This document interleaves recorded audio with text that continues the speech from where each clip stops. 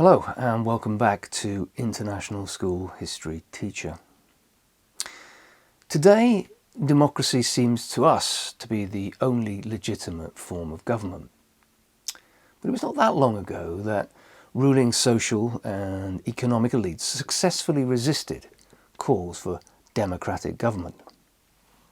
Give the like of Baldric the vote, and we'll be back to cavorting druids, death by stoning, and dung for dinner. So why did the toffs at the top resist the calls for democratic reform?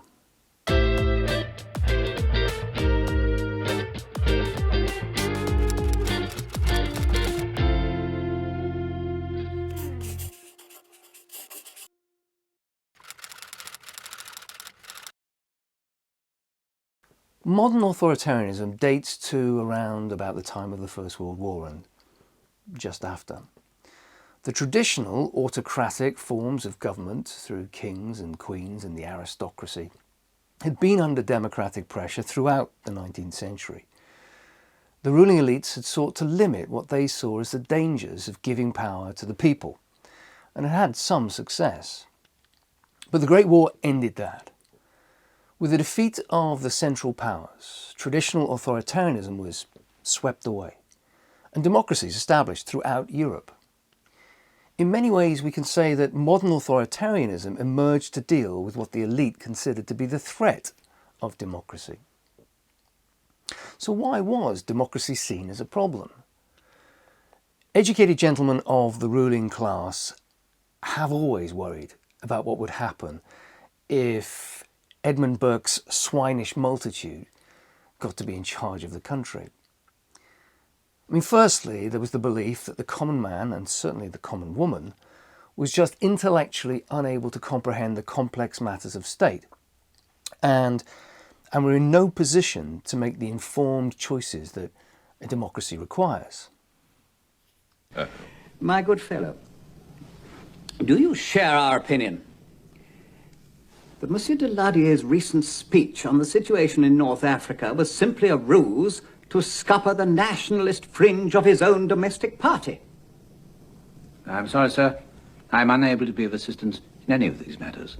You see, gentlemen, our good man here is unable to assist us in these matters. And yet, we still go along with the notion that this nation's decisions be left in the hands of our good man here and a few millions like him. The second problem with democracy was the perceived threat to elite culture and Western civilization as a whole. It was argued that the lower orders in society lacked the refinement, the education, literally the breeding, to fully appreciate the achievements of high culture. Without the support of government, the high arts, that is literature, theatre, the ballet, etc., would be neglected and go into decline.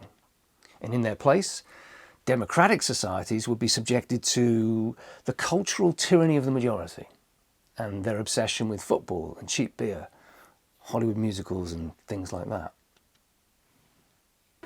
If the right people don't have power, do you know what happens? The wrong people get it. Politicians, councillors, ordinary voters. But aren't they supposed to in a democracy? This is a British democracy. How do you mean? British democracy recognises that you need a system to protect the important things of life and keep them out of the hands of the barbarians. Things like the opera, Radio 3, the countryside, the law, the universities, both of them.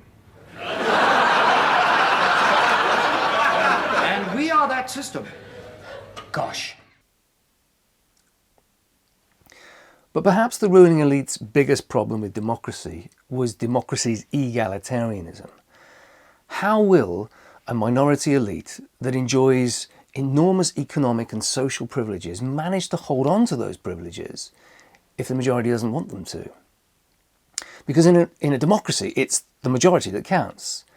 If most people are not wealthy, won't those people vote for policies that take the wealth from the rich minority and give it to the poor majority? Okay, you should take this estate, this house, this land, and divide it up amongst the people in the town right away. Deberíais tomar estas tierras, esta casa y dividirla entre la gente. Lawrence, I think that private ownership of land must be totally given up, forgotten, cancelled, because it maintains people in a capitalist mentality. So for the elites under threat after World War I, modern authoritarianism was a solution to this problem. Architecture of amnesia, scare the people with hysteria. Architecture